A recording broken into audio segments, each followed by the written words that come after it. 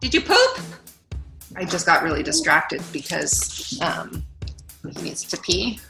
Did I answer the question?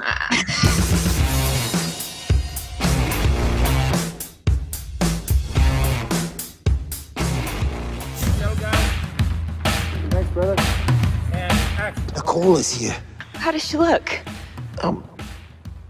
I think you will be pleased. I've never done full nudity, and I would say comparatively, like when you and I did our sex scene together versus when I was in the middle of that room, the middle of the room was so much more nerve-wracking. First of all, there's another person there, so you're like, we were experiencing it together, but I was like literally had a piece of tape over my vag, and that was pretty much it. So stop talking and find me something to wear. I can see why that would be slightly nerve-wracking, yeah. Physicality was so sensual, sexual, menacing that was just like, who is this person? It very much felt like a different human. For me, it was like more of them trying to move differently. I was remembering in my apartment when I was working on it at home, I was like crawling around and doing the lines because I also didn't want to make it like when I did Maeve. Energy was like here and different and young and bratty. Hi. I was like, what's a different-esque energy? So she had like that like slinkiness, but then she was like mean. Why are the smoke shows always dubbing? God, if you hurt the real Nicole. I did it for Melanie's. I dubbed some of her lines, and then they were gonna like mix our voices together to create like an Eve voice, which I thought was very cool. I told you, I'm leaving. And they also made me talk in a demonic voice. That was fun. I'm going to flay your friends alive. My voice really that annoying? Melanie, man, you got some pipes on you. Trying to match your screams, I was like, The scream! I just couldn't even handle it. It shattered my ears. It was so good.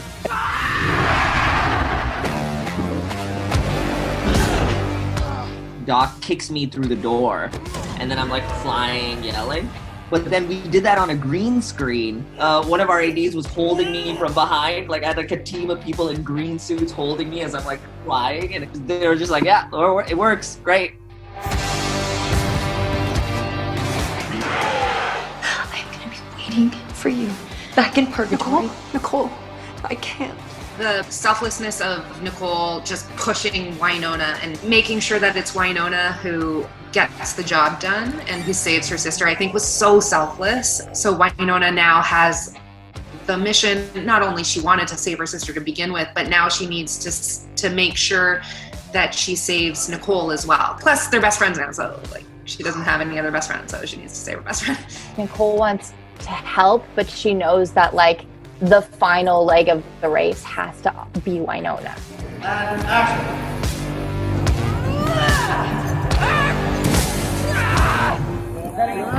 Waverly's reaction to the throne. I sort of took it as not only was like the actual throne, like physically calling her, it being very much like when you're in close proximity, like that is Waverly's calling in many ways. So like the physical pull that came with that, but also just like feeling very torn in regards to like, this is my calling. Does that make any sense, Em? Absolutely perfect. And I just always appreciate how much work you put into figuring it out from a character perspective. That idea too of like having to put aside your individual wants and needs maybe as a kind of serve a greater good is so much pressure on Waverly, I feel, to kind of like, does she feel pressure to take on the angelic mantle but leave behind her humanity, which includes all these people she loves? I love that push-pull.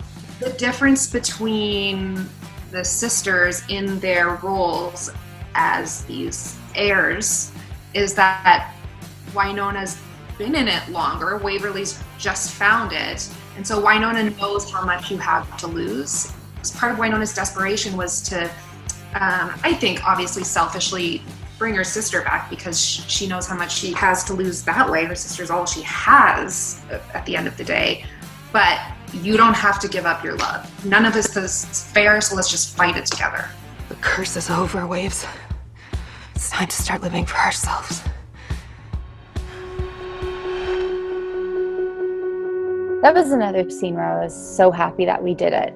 I think one of the things that I loved that you brought up so much was to make sure we were thinking about like the emotional journey of it, because the type of sex you have when you're like having a great day and just had a barbecue is different than like full of immense pain and fear and grief and like being reunited. And we were so clear on every beat of that scene.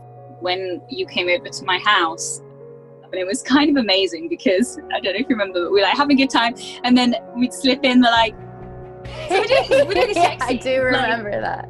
And even down to like figuring out, like you say, what positions we were going to be doing. It was like choreographed. We knew exactly what we were doing, what every beat was about.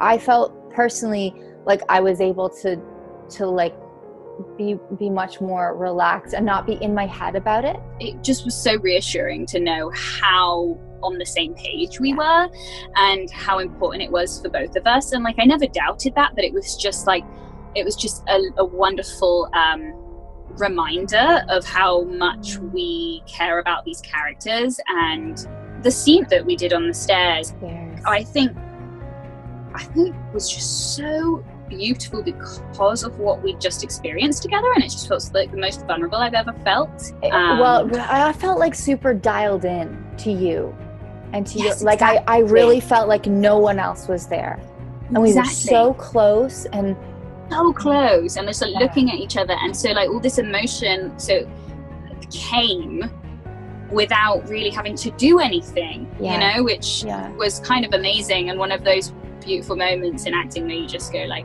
I'm really glad I didn't overwork this scene. I'm really glad I didn't over prepare, because actually it all just was there in the moment, you know. There's nothing I would change about it.